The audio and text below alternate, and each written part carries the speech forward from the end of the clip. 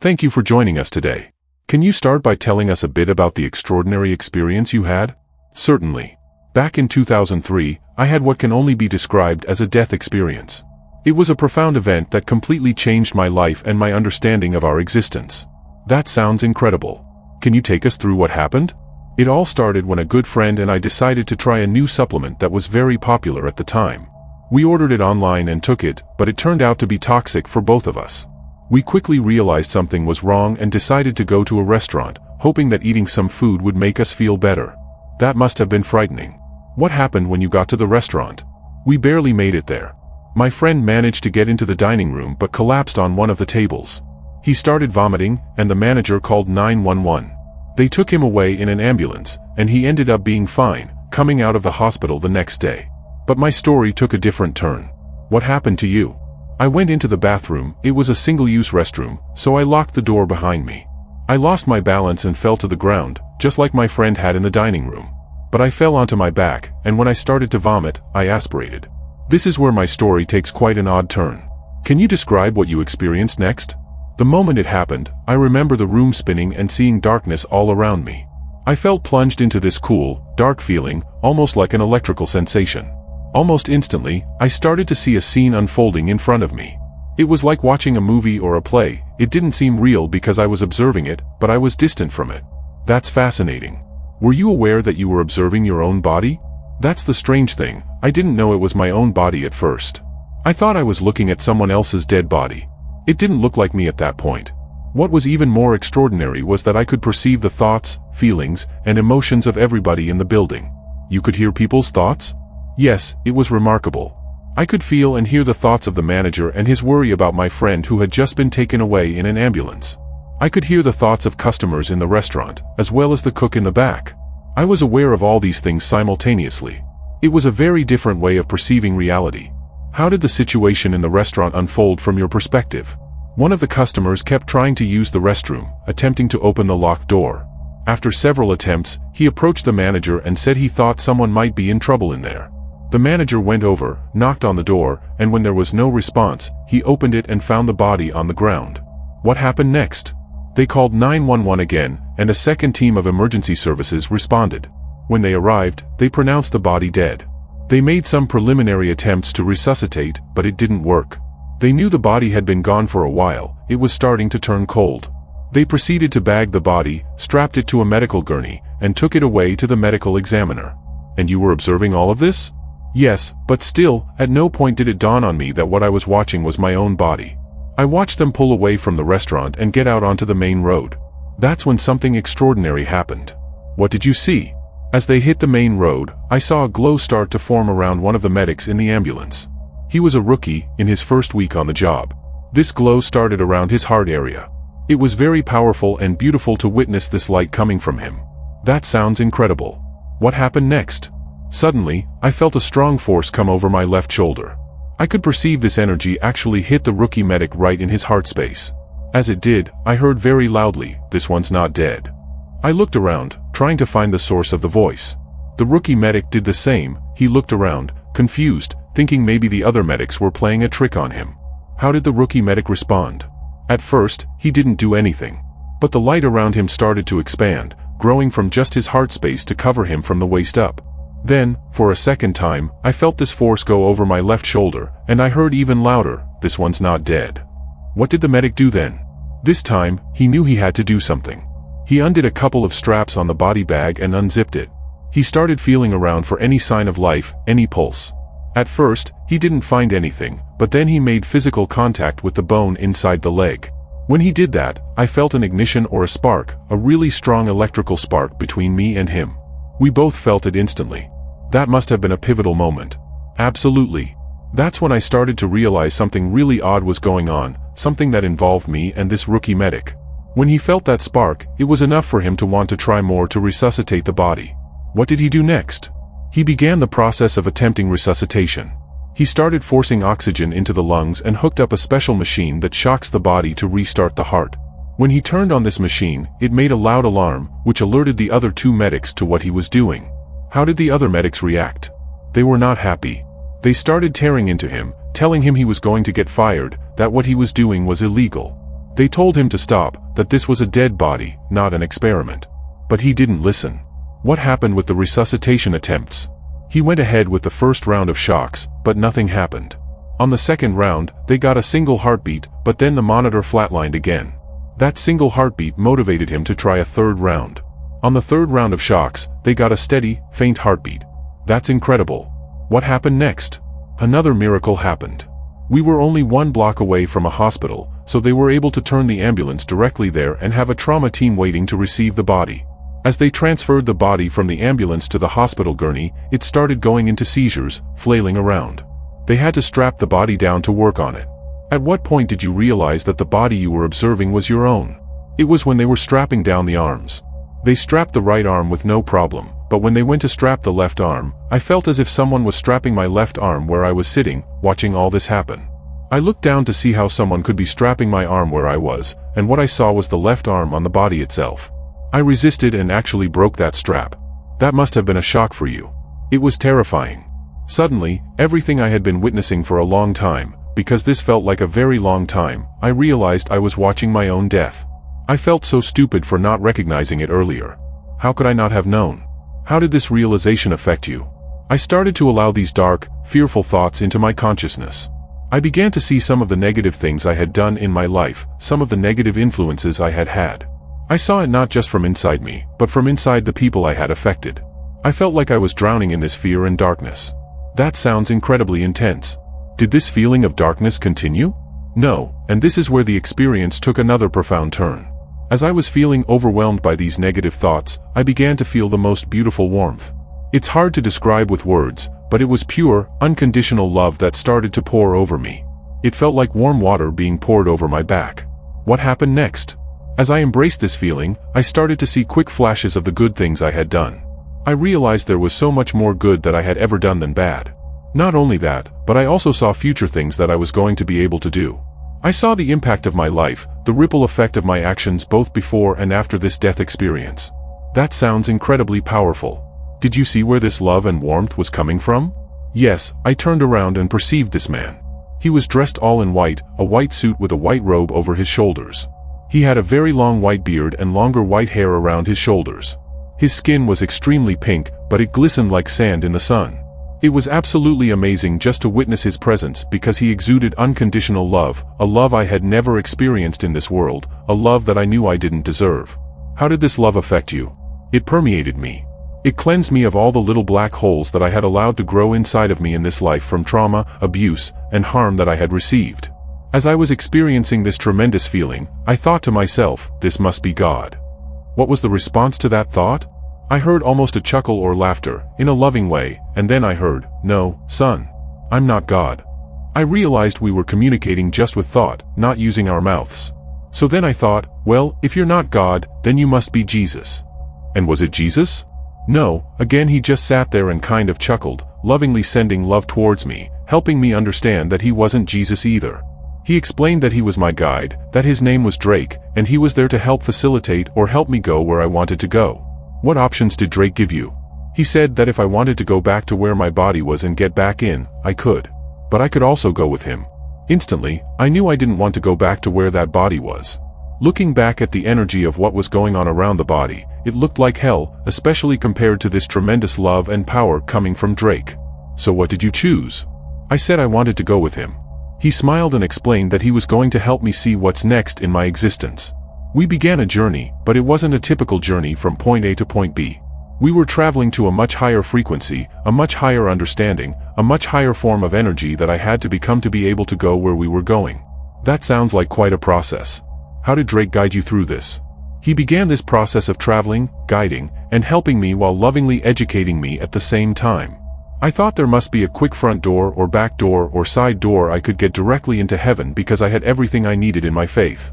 But Drake smiled and lovingly showed me that there was so much more I didn't fully embrace or understand yet, even in my version of Christianity that I had learned and was raised in.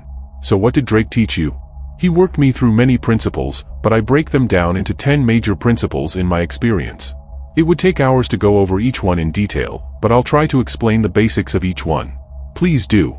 What was the first principle? The first thing he taught me was that I had to learn how to be truly authentic, to be myself no matter who I'm around. My authentic version of myself is who I am, not the different versions I allowed myself to be around certain friends, family, or coworkers. Drake helped me see that there's absolute beauty in authenticity. In this life, we see that the most authentic people are the very young and the very old, because as you come into this world and as you leave it, you don't care about what others think. That's a powerful lesson. What was the second principle?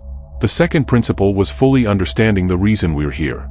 And the reason is simple: we're here to learn. That's it. We're here to learn, to create, to embody love, and to use the power of love to create and build relationships and creations. And the third principle? The third principle is to love everyone. Because we are here to learn how to love, this principle is crucial. It's about being able to truly, unconditionally love all people and all creation, all beings, plants, trees, animals, everything. Drake helped me gain a vision of how big the cosmos is, how big all of creation is, and how life persists everywhere in the universe. It's not the rarity we were taught it is. That's a beautiful concept. What was the fourth principle? The fourth principle is to listen to your inner voice. We have a built-in conscience or direction directly from the Creator, from God. We have a direct connection with God through our inside, through our holy temple, which is here between our two temples. We have a sacred connection to the Creator there if we allow it. But first, we must recognize that it's there and then begin the work of listening. The more we listen, the stronger the voice becomes. The less we listen, the more the voice disappears. That's fascinating. How does this relate to the fifth principle? The fifth principle is about using technology responsibly. Understanding that inner voice can only be as strong as we allow it to be, and if we're constantly distracted by our daily access to technology, we might not even recognize that inner voice. We must use technology with limitation and control. That's certainly relevant in today's world. What about the sixth principle? The sixth principle is to release prejudice. I thought I was the least prejudiced person I knew, but what I didn't realize was that I had prejudice towards prejudiced people. I had to release my own judgments, even of prejudiced people, and understand that all creation is divine, even those who make the mistake of judging others. Once we understand this, we can love beyond the prejudice of other people and love the soul, the peace of God that exists inside every single one of us. That's a profound realization. What was the seventh principle? The seventh principle is to exercise the power of creation. We're here in this classroom of life, and we can create. It begins with our thoughts because our thoughts become our habits become our actions become our character, and that becomes our destiny and the direction of our life. So it's very important that we start with our thoughts.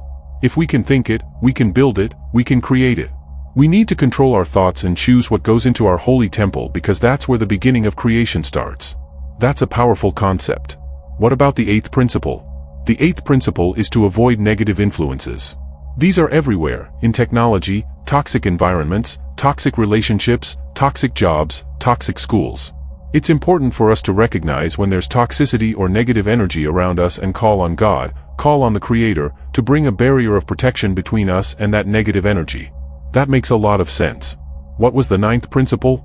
The ninth principle is understanding that there's a purpose to evil. For there to be an up, there has to be a down. As long as we're constantly learning, even from our mistakes, we can turn our mistakes into blessings. There has to be evil for there to be good, and vice versa. We have to understand that there's a divine balance between the two, and it's our choices, starting with our thoughts, that determine which direction we want our energy to go. That's a complex idea to grapple with. And finally, what was the 10th principle? The last principle is knowing that we are all one. Every single one of us is a creation of the Creator. We are all one in God's body or Creator's body because we all carry that spark, that golden light of God within us. We can build that strength and understand that all beings, all creations here, carry that. To harm any other creation is to only harm God and ourselves. These are profound principles. What happened after you fully embodied these teachings? Once I fully embodied these principles, I actually started to see heaven and have a heaven experience. I saw us touching down on a vast planet, a vast space. Can you describe this heavenly experience in more detail? It's difficult to put into words because the experience was beyond anything we have here on Earth. But I'll do my best. As we touched down on this vast planet or space, I experienced the most beautiful trees and grass I've ever seen. There was this tremendous white light coming out of everything. I felt so strongly the presence of God there. I could feel and connect to God in this space, but God was showing up in everything there. How was it different from what we experience here on Earth? The colors, the smells, the sounds, they were all beyond what we have here. We simply don't have these sensory experiences in our earthly realm. It's hard to explain because our language doesn't have the words to accurately describe it. But I want the world to know what's there for all of us. That sounds truly awe-inspiring. What happened next in your experience? As I was experiencing all this, my guide Drake came to me. By this point, I knew him really well because he had worked me through these 10 principles, which was a challenging but rewarding process. He came close to me and said, "This is going to be very hard, but it's going to be worth it." What did he mean by that? At the time, I wasn't sure. But then he brought me in and gave me a hug. Now, hugs there are very different from hugs here on Earth. How so? In that realm, you're not trapped in the physical form or in the third-dimensional form like we are here. You're physical there, but you're more energy than you are low-density carbon like we are here. So when we brought our two energetic bodies together, we came together as one. As we did, both our lights came together, his light and my light, and expanded. That sounds incredible. What was the result of this merging of energies? It was beautiful because the light of the two of us was 4 times brighter than the light of either individual. I learned a very powerful principle in that moment. When we come together in love, we become 4 times stronger than we could ever become on our own. And that's only if two come together in love. Imagine the potential if more join in that loving unity. That's a beautiful concept. What happened after this profound realization? As this realization came over me, I started to actually hear a special prayer that was being given to my body back on Earth. You see, while I had been traveling and experiencing heaven, my physical body had been dead, revived, and then in a coma for 3 days. Who was praying for you? It was my brother. He was down on Earth, giving my body this special prayer. It was the 3rd night I was in the coma, and he blessed that I would be made whole and that I would be okay. As he closed that prayer, the love that my brother had for me actually forced me back. It took away my agency because that prayer, that love, was stronger than even my own choice at that moment. So your brother's love and prayer brought you back? Yes, and it forced me into the hardest experience I've ever had in my life. As beautiful and profound as my heavenly experience was, coming back from heaven was the most challenging thing I've ever done. Once you're there, you don't want to come back to this earthly existence. Anyone who's had a similar experience would understand that. What was it like when you first regained consciousness? I woke up and, surprisingly, I felt fine physically. I actually pulled all the tubes out of me myself. I stayed in the hospital for almost 6 full hours, signing paperwork and doing test after test. They wanted to test everything to make sure I was truly okay. How did you adjust to being back in your earthly life? That was the hardest part. Trying to go back to a normal life of working and finding what we consider normal, earthly happiness was incredibly challenging. I just wasn't finding fulfillment in anything. I kept hearing my guide's voice, Drake, telling me, "This is going to be really hard, but it's going to be worth it." How long did this difficult adjustment period last? It was about 3 months before things started to turn around. That's when it began to become worth it, just as Drake had promised. I met the love of my life, my earth angel. Her name is Andrea, and I could literally see heaven's light coming from her eyes. That's beautiful. How has your life changed since this experience? Since then, I've really tried my best, though I'm far from perfect, to embody these principles every single day. For many years now, I've been sharing my experience with others. I realize my experience isn't for everybody, but for those who hear it and it resonates with them, I know it's meant for them. It sounds like this experience completely transformed your life. Absolutely. As sad as it is to say, I had to die to learn how to live. I wasn't living in a way that would bring me true happiness, true eternal happiness, until after I died. Since then, I have learned a completely different way of living. I'm so grateful for my experience because it has made me a better person. You mentioned earlier about the importance of authenticity. How has striving for authenticity changed your life? It's been liberating. Before, I was always trying to be what I thought others wanted me to be. Now, I strive to be true to myself in all situations. It's not always easy. Sometimes being authentic means saying or doing things that others might not like or understand. But it's brought a sense of peace and alignment to my life that I never had before. You also talked about the inner voice or conscience. How do you cultivate that in your daily life? It's a practice, like anything else. I try to take time each day for quiet reflection or meditation. I've learned to pay attention to those gut feelings or intuitions. When I have a decision to make, I try to quiet my mind and listen for that inner guidance. It's not about hearing voices, but more about tuning into a deeper wisdom that I believe we all have access to. How do you balance the spiritual insights you've gained with the practical demands of everyday life? That's an ongoing challenge. It's easy to feel connected and spiritual during meditation or when I'm sharing my story. It's harder when I'm stuck in traffic or dealing with a difficult person. But I try to see every situation, even the challenging ones, as an opportunity to practice what I've learned. It's about bringing that spiritual awareness into every aspect of life, not just the obviously spiritual moments. You mentioned the concept that we're all one. How does that play out in your daily life? It's a constant reminder to treat everyone and everything with respect and love. When I'm tempted to judge someone or get angry, I try to remember that at a fundamental level, we're all connected. Harming others is really harming myself. It doesn't mean I always succeed, but it gives me a framework for trying to approach all my interactions with compassion and understanding. Has your experience changed your views on organized religion? It's given me a broader perspective. I still respect the traditions I was raised with, but I now see them as one path among many. What I experienced wasn't tied to any specific religious tradition. It was about love, unity, and our connection to the divine. I think there's truth in many spiritual traditions, and they're all trying to point us towards the same ultimate reality. How do you maintain your connection to the spiritual realm in your everyday life? It's an ongoing practice. I start each day with meditation and prayer, trying to reconnect with that sense of love and unity I experienced. Throughout the day, I try to pause and remember the bigger picture, especially when I'm stressed or frustrated. I also find that being in nature helps me feel that connection. But mostly, it's about trying to bring that awareness into every interaction and situation. Have you had any other spiritual experiences since your near-death experience? Nothing as profound as that experience, but I do feel more attuned to spiritual realities. I've had moments of deep connection during meditation, and times when I felt guided or protected in ways that seem more than coincidence. But mostly, it's about seeing the everyday world through a different lens, recognizing the divine in the ordinary. How has your understanding of the purpose of life changed? Before, I thought life was about achieving certain goals, career success, family, leaving a legacy. Now, I see that while those things can be part of our journey, the real purpose is spiritual growth and learning to love. Every experience, good or bad, is an opportunity to learn and grow. We're here to remember our divine nature and to express that divinity through our lives. You mentioned seeing future events during your experience. Has that affected how you live your life now? It's given me a sense of trust in the unfolding of my life. I don't know all the details of what I saw, but I have a sense that there's a bigger plan at work. It doesn't mean I'm passive. I still make choices and put in effort. But I have less anxiety about the future. I trust that if I'm living according to these principles, I'm on the right path. How do you reconcile the beauty of what you experienced with the suffering we see in the world? That's a profound question, and one I've struggled with. I think part of it goes back to the principle about the purpose of evil, that for there to be good, there must also be its opposite. But that doesn't make the suffering any less real or painful. What I try to focus on is how I can bring more light into the world, how I can alleviate suffering where I can. And I hold on to the knowledge that ultimately, love is the strongest force in the universe.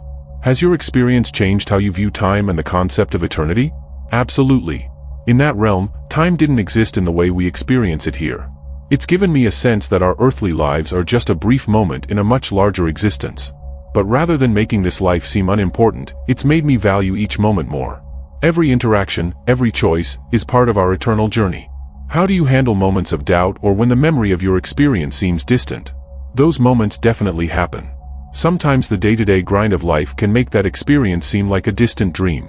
When that happens, I go back to the practices that help me reconnect: meditation, prayer, being in nature. I also find that sharing my story helps reaffirm it for me. And I remind myself that it's natural to have doubts. It's part of the human experience. What advice would you give to someone who is struggling with fear of death or loss of a loved one? I would tell them that death is not the end. It's a transition to another form of existence, one that's beautiful beyond our imagination. For those who have lost loved ones, I would say that the connection of love doesn't end with death. Our loved ones are still with us, just in a different form. And we will be reunited. But I also acknowledge that grief is a natural and important process. It's okay to mourn, even when we believe in an afterlife. How has your experience affected your view on the importance of earthly achievements and material possessions? It's shifted my priorities completely. I still recognize the need for practical considerations. We need to support ourselves and our families. But I no longer see material success as the main goal of life. What I saw in that realm was that our earthly achievements mean very little. What matters is how we've loved, how we've grown spiritually, how we've helped others. I try to focus my energy on those things now, rather than on accumulating wealth or status. You've mentioned the concept of unconditional love several times. How do you strive to embody that in your daily life? It's a constant practice, and I'm far from perfect at it. But I try to approach each person I meet with an open heart, remembering that they, too, carry that divine spark. When I find myself judging or disliking someone, I try to step back and see them through the lens of compassion. I ask myself, what might this person be struggling with? How can I show them love? It's not always easy, especially with people who are difficult or hurtful, but I keep trying. Has your experience changed how you view human potential? Definitely. I believe we're capable of far more than we realize. In that realm, I saw that we're not just physical beings, but spiritual beings with incredible potential. I think if more people realized their true nature, it would transform our world. We have the capacity for so much love, creativity, and wisdom. It's just a matter of tapping into it. How do you balance sharing your experience with respecting others' beliefs? I'm always careful to present my experience as just that, my personal experience. I don't claim to have all the answers or to know exactly how things work in the afterlife. I encourage people to take what resonates with them and leave the rest. I respect that everyone is on their own spiritual journey, and what's true for me might not be true for someone else. My goal is to offer hope and a different perspective, not to convert anyone to a particular belief system. Has your experience given you any insights into the nature of consciousness? It's made me see consciousness as something far more expansive than just our brain activity. During my experience, I was aware and perceiving even when my brain wasn't functioning. It's led me to believe that consciousness is fundamental to the universe, not just a byproduct of our neural activity. I think our physical brains are more like receivers of consciousness rather than its source. Has your near-death experience changed how you approach decision-making in your life? Absolutely. I now try to make decisions from a place of alignment with my higher self and the principles I learned during my experience. I ask myself questions like, is this choice coming from love? Will it contribute to my growth and the well-being of others? Is it in alignment with my true purpose? I also trust my intuition more. That inner guidance I spoke about earlier plays a big role in my decision-making process. At the same time, I try to balance this with practical considerations. It's about finding harmony between spiritual wisdom and earthly responsibilities. What would you say is the most important thing you want people to take away from your story? If there's one thing I want people to know, it's this: you are a divine masterwork. Just like any divine masterwork, your value comes from both your mistakes and your successes. That is what makes you the masterwork that you are. We are all important to our Creator, and I want everyone to know that they are loved beyond measure by God. That's a powerful message. How has sharing your experience affected your life? Sharing my experience has become a significant part of my life's purpose. I've spoken to many people, and it's always humbling to see how my story can impact others.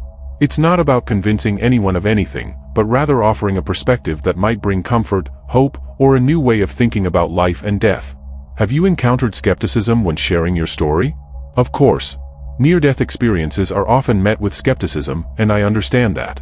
I don't try to convince anyone. I simply share what happened to me and let people draw their own conclusions. What I experienced was real to me, and it fundamentally changed my life. Whether others believe it or not doesn't change the impact it had on me and the way I now live my life. How do you respond to those who might say this was just a hallucination caused by lack of oxygen to your brain? I respect that perspective, and I understand why people might think that. But for me, the experience was far too real, too detailed, and too transformative to have been a simple hallucination. The principles I learned and the changes in my life afterwards are tangible and lasting. But I always encourage people to think critically and come to their own conclusions. Has your experience changed your view on death? Absolutely. I no longer fear death. I see it now as a transition rather than an end. Don't get me wrong, I'm in no hurry to leave this life. There's still so much to do and experience here. But I know now that what comes after is beautiful beyond imagination. It's given me a sense of peace and purpose that I never had before. How has this experience affected your relationships with others? It's had a profound impact. Remember, one of the principles I learned was about loving everyone unconditionally. That's not always easy in practice, but it's something I strive for every day. I try to see the divine spark in everyone I meet, even those who might be difficult to love. It's changed how I interact with family, friends, and even strangers. Has it affected your career or life goals? Completely. Before this experience, I was focused on typical measures of success, money, status, material possessions. Now, my focus is on spiritual growth, helping others, and trying to embody the principles I learned. I've shifted my career to allow more time for speaking about my experience and counseling others who are grappling with questions about life and death. If there was one message you could share with our audience from your experience, what would it be? If you take anything from this experience, just know this: you are a divine masterwork. Just like any divine masterwork, your value comes from your mistakes and your successes. That is what makes you the masterwork. We are important to our Creator, and I want everyone to understand that. That's a powerful message. Is there anything else you'd like to add before we conclude? I'd just like to say that I'm sending love and extreme amounts of light to everyone listening. I wish for you all to have a strong divine connection with your Creator, with your God, who loves you so very much. Peace and love to you all. Thank you so much for sharing your incredible story with us, Vinny. It's been a truly enlightening conversation. Thank you for having me and for allowing me to share my experience. I hope it brings some light and understanding to those who hear it.